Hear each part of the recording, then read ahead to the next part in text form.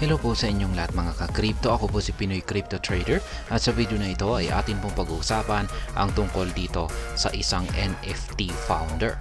Yan, isa po siyang kilala at sikat na NFT founder.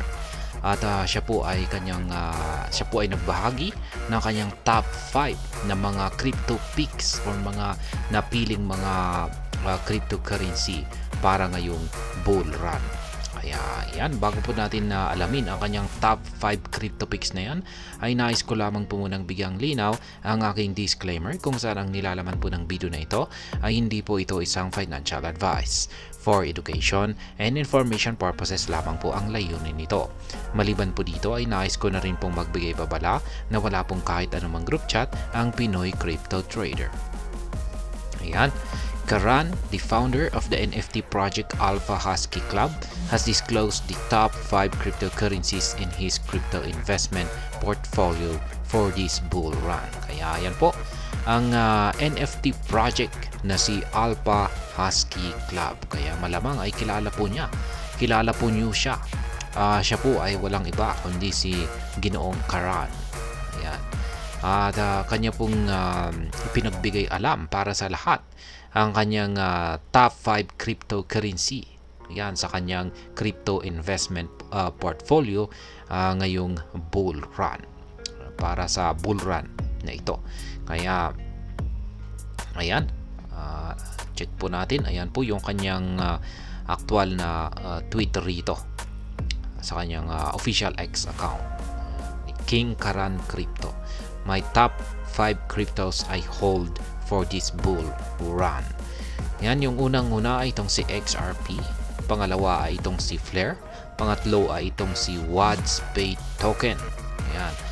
At pang-apat ay itong si HBAR at pang-lima ay itong si Algorand.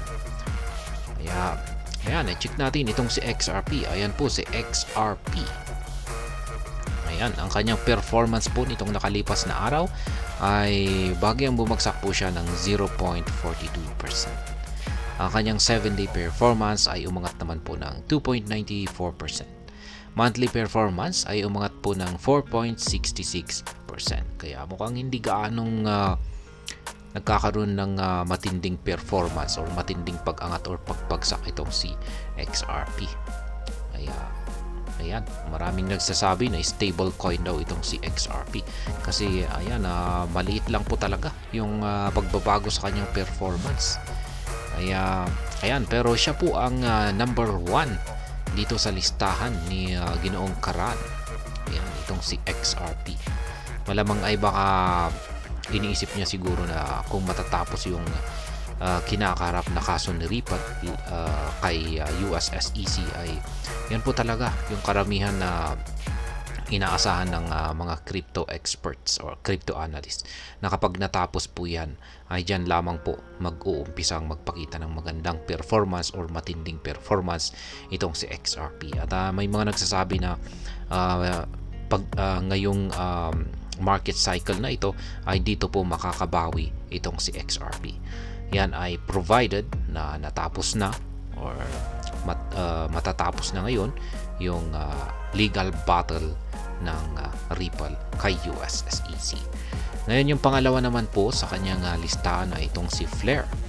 Ayan, ang kanyang performance naman po nitong nakalipas na araw ay bagyang umangat po siya ng 0.58%. Ang kanyang 7-day performance naman ay bagsak po ng 2.20%.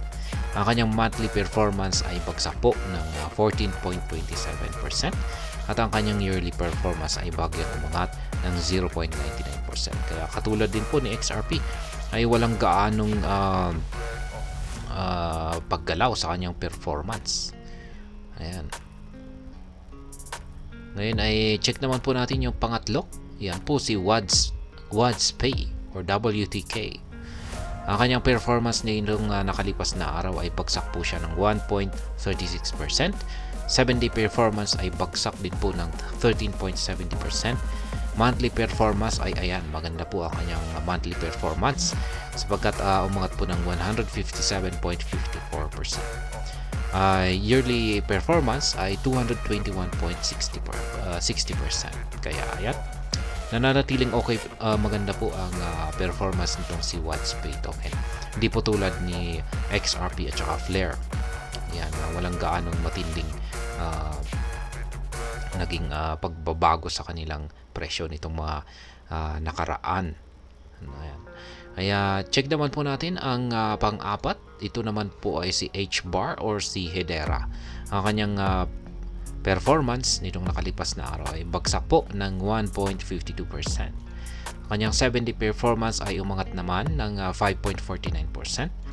Monthly performance ay umangat ng 40.04%. At yearly performance ay 116.23%. Kaya ayan, okay na rin po itong si Hedera or H-bar. Ayan, mas okay pa ito kumpara kay mas okay po yung kanyang performance kumpara kay Flare at saka XRP.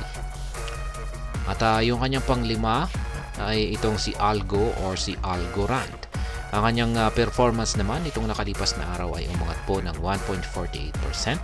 At ang kanyang 7-day performance ay nasa 1% na rin, 1.01%. Monthly performance ay 5.81%. At ang kanyang year-to-date performance ay 8.96%. Mukhang wala na rin. Parang hindi gaanong malit lamang po yung kanyang naging performance dito. Katulad din po siya ni Flare at saka si XRP. Pero ayan pong muli ang limang mga top 5 cryptos yan, na hinuhold daw ni King Karan or Karan. Siya po ang NFT founder ng NFT project na Alpha Husky Club. Ayan, yung una sa kanyang listahan ay yan po ulit si XRP. Pangalawa ay itong si Flare. Pangatlo ay itong si Wadspay. Pang-apat ay si Hedera at panglima ay itong si Algorand. At ayan, hanggang dito na lamang po tayo sa video na ito. Sana po ay inyong nagustuhan ang aking paliwanag dito. Kung inyo po itong nagustuhan ay pag-click lamang po ang like button nito. Para naman po sa mga bago lamang dito, kayo po ay aking inaanyayahan para mag-subscribe. Pag-click na rin po ang bell icon nito dahil ito po ang siya magsisilbing notification nito sa mga bago kong videos na akin pong ina-upload sa aking YouTube channel na ito. Marami pong salamat sa panonood. Ingat po tayo lagi at God bless po sa ating lahat.